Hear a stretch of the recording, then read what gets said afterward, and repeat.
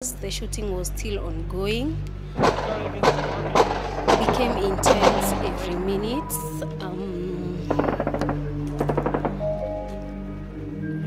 We had heard rumors before that there might be an attack, but we didn't take it serious because I think it was Fool's Day on 1st April. So after kuranda randa tukafetch maji, then that's when the shooting started. Yeah, so my friends and I, some of us were able to get kutoka nje ya shule. Oh my God! So when we first, expectation yetu ilikuwa kama kuna compensation inakata cross, cause kama ulikuwa kwa hiyo shule definitely umesuffer some kind of trauma. But I mean, I think everyone deserved something. At least, yeah, everyone deserved something.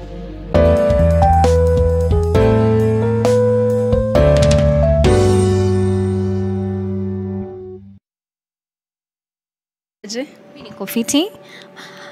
been a while since I was in Kitengela, but it has really developed. There's so many people who don't know you, Kwanza. So introduce yourself, kidogo. Tell us your name. Okay, hi. My name is Joyce Nyambura Mwaniki. Yes. Anything else you want to know about me? So, of course, today is the week when we're getting to learn that the people who are injured in the Garissa University attack are now being compensated. The families of those who lost their loved ones are being compensated, 3 million per family. And of course, it's a day that we're also going back to the story. So take us back, kidogo. What prompted the decision for you to join Garissa University? Well, going back, it wasn't like my first choice. If I can remember very well, we had to choose a few universities. So it was my last choice. And lo and behold, niliitwa Garissa. So yeah. And which course were you going to partake there? And was it your first choice?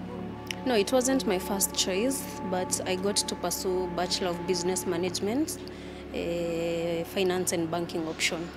Yeah. And just from home where you are, how long did it take for you guys to get to school, to travel to Garissa University? It's very, very, very far, considering I'm from the village. So yeah, I hail from Nyandarua County. So you can imagine the distance from Nyandarua to Nairobi, then Nairobi to Garissa. Yeah, it's quite a distance. Yeah, my first experience was with my mom, of course, while we were joining. I was excited, but whatever happened, happened. But all I can say, my first experience, it was a good place, regardless of the distance. Tulikuwa tumeenda kutafuta masomo. We got it eventually, but yeah. So let's go to the moments before the attack.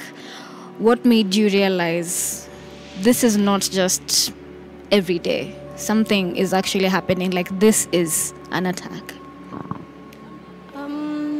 Well, Garissa is a hot place. So the night before the attack, if I can remember very well, we were from Kenyatta University for games. So we traveled back to Garissa. So that night, I remember we slept quite late because we were outside fetching water with my friends. And we had heard rumors before that there might be an attack, but we didn't take it serious because I think it was Fool's Day on 1st April. So after kuranda randa tukafetch maji, then tukaenda kulala. Barely, I think 4 hours. That's when the shooting started. Yeah, so my friends and I, some of us were able to get kutoka nje ya shule. Oh my God! So when we first got out of the hostels, it was still dark kidogo. So we weren't sure whether it's an attack, ama thugs, ama we didn't know. So once we got out of the hostel, tukafika fields, kulikuwa na place ya bake. So we stood there a couple of minutes. but the shooting didn't stop. So we managed to get to the outermost parts of the school around the fence. So mimi na marafiki zangu wengine, like the boys, the men, walitusaidia kuruka fence. So after tumeruka fence, tukakaa hapo for like a few hours. The shooting was still ongoing, became intense every minute.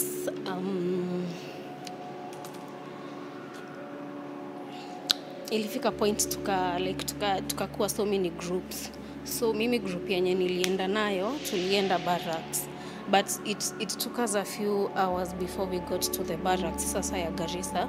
So some of us, kuna wenye walienda prison, kuna wenye walienda kwa chief, na kuna sisi wenye tulienda barracks. Yeah, so once we got to the barracks, tukafika hapo kwa gate, tukafukuzwa kwanza, because I mean barracks wezi ingia tu hivi. So until this point hatujui kama ni an attack. Si tunaenda tu na ile tunafikiria things are not good at school, we should be outside. So one of us akaenda akaongea na one of the guys, the KDF mwenye alikuwa kwa gate, akamwambia chenye happen. So they allowed us in kwa barracks. Tukakaa hapo, walijaribu kututuliza. We sat there, we stayed there for quite some time before we actually knew it was an attack. So watu wenye walikuja wa kwanza, like the state officials, I think it was some like the local leaders, but I can't remember. Adenduale came, he tried to address us. Kulikuwa na wase wa citizen pia. So yeah, I think ilikuwa around 11 noon hapo, that's when it was confirmed that it was an attack. So I would say for us guys who were able to leave the school compound, it really to take time before to do like it was really an attack. So I think I'm one of those guys who managed to leave the school before things got so bad. Yeah. And at this time you're a first year? Yeah, 1.2, yes. Yeah. And so this is 12, like Sasita. At what point was everything okay, and now you guys started going home? So I think the operation took like a whole day. Rekes code, I think walikuja uko 6 saa moja. So like throughout the day it was a very tense day, because like for us who managed to get to the barracks first, like every now and then tulikuwa tunakaa tukiuliza. So wenye walienda kwa chief they came later, wenye walienda kwa prison they came baadaye. So like every lot ilikuwa inakuja na stress yake, like you have to confirm, because we weren't so many students, so like tulikuwa tunajuana almost all of us. Like first day I think I knew everybody, alafu second years. So basi kileta watu mlikuwa mna chill hapo kwa gate, you had to confirm, let's say is Joy there, is Gladys there, is Elizabeth there. So as much as sisi hatukukaa kwa shule, it was a very traumatic day for us, because I think operation ili take the first day, alafu kuna siku ya pili na ya tatu, because I think kuna msichana mwenye alipatikana the third day. So tulikaa barracks for 3 days. So yeah, kuna wazazi walijaribu kuja kuchukua watoto, but walikatazwa. So tulienda home na basi za NYS. So there were arrangements. Like for me from Nyandarua County, tulitoka Garissa, I think tulipitia Embu, hiyo route ya Embu, Nyeri, Nyahururu. Yeah, so the operation took 3 days. Tulikaa kwa barrack for 3 days. Well, we were fed. Tulipewa manguo, because Garissa is a hot place, so most definitely wengi wetu tulitoka either uko na nguo ya chini ama ya juu. Yeah, so 3 days ndio tulikaa barracks. Yeah. So finally the transportation imekuja, you guys are headed home, you're finally now reunited with your families. That first night at home, how was it? Well, after we left the barracks, I didn't get home that very night. So I slept over at Nyahururu. My home place is Kasuku. So basi haingefika Kasuku. So I slept over at Nyahururu at my aunt's place. And let me tell you, dead asleep because for the 3 days hatukulala. Like there was so much commotion. I remember the first day after tumefika barracks, there's a guy who came with some civilian clothes, and then some of the students were able to like identify him. Waseme, ai umse tunaona ka tulimuona shule. So apparently it was one of the attackers. So like the first day, second day, third day, we really didn't get to sleep. I mean, you can't. So much trauma, so much tension. So that very night when I got to Nyahururu, I mean, I slept, but ile usingizi, inaitanga usingizi ya nini? Like nililala kabisa because apparently kulikuwa hadi na wezi, kwa hiyo place nililala. I didn't hear anything. So my parents fetched me like the following morning, and it was emotional. It was very, very emotional because there is no way my parents sent me to Garissa kwenda kusoma. Alafu wanasikia sijui kulikuwa na attack. But at least we thank God, nilimanage, nilitoka with a few scratches here and there. I made it out, yeah. So how long was it before now you went back to school? It wasn't long, I think a month plus, because we reported to Moi main campus on 20th of May, if I can remember very well. Yeah, so hatukuwa tumerecover bado. That 1 month, I think now the whole of April till hapo 19th of May, it was still so tough. Kulala ilikuwa ngumu. Easy injuries, like you can see, I have a very big cut on my hand. I have another one here. And that aside, hata kama si physical injuries, I think the mental state we were in, it was very bad because I think kuna students walikata kurudi shule. Yeah, so, but we've been, tumekuwa tukijaribu. Yes, si rahisi.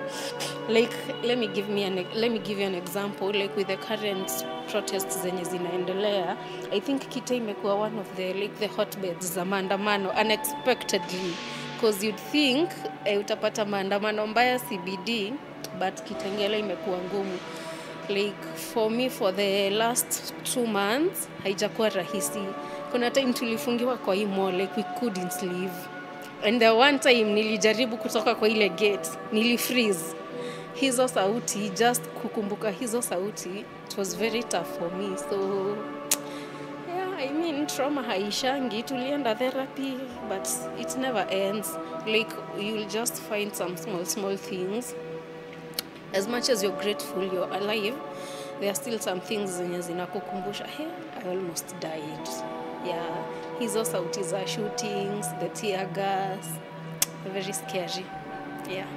And the transition, going back to Moi University now, did the government do anything to smoothen that transition of going back to school? Like anything with the school fees or anything like that? Sadly, no. However, I'll talk about my county, Nyandarua County.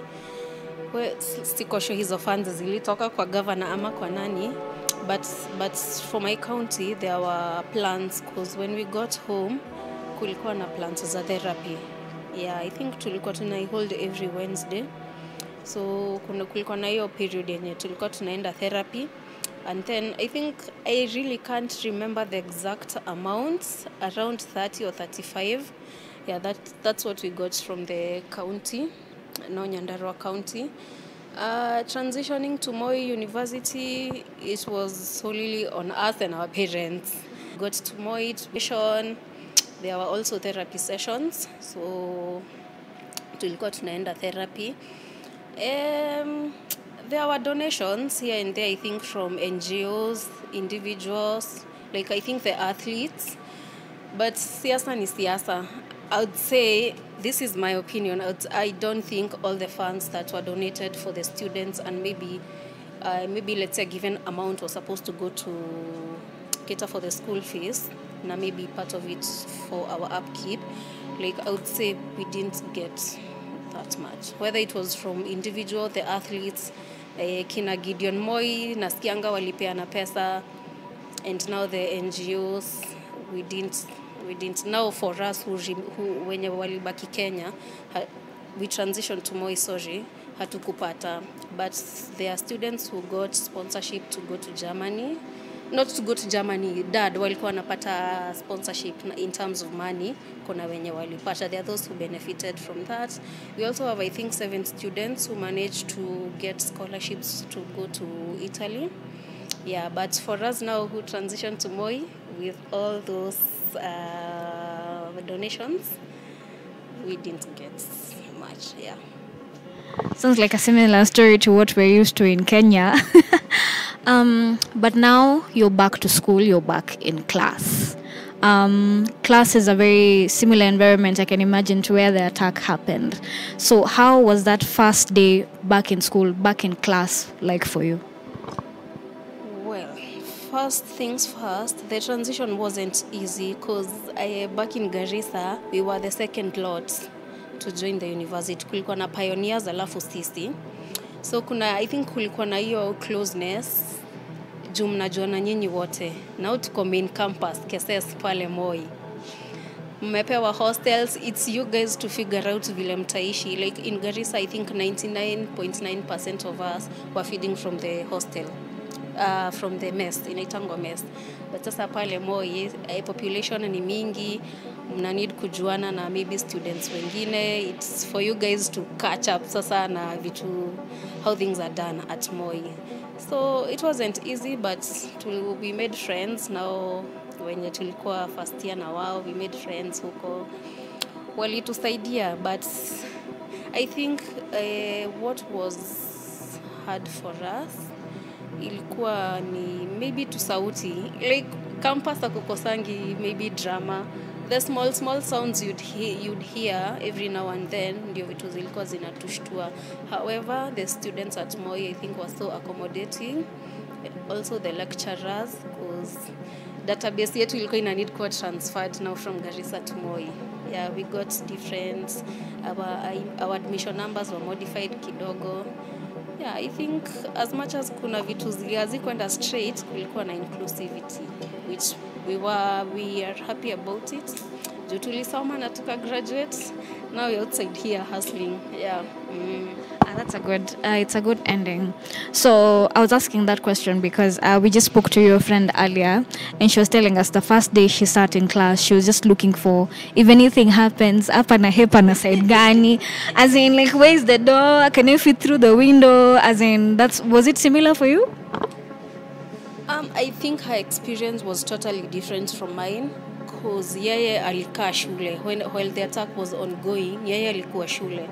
So as much as the magnitude of the trauma ilikuwa tofauti, her experience is a bit different. Because yeye aliona watu wakishutiwa, it's quite different.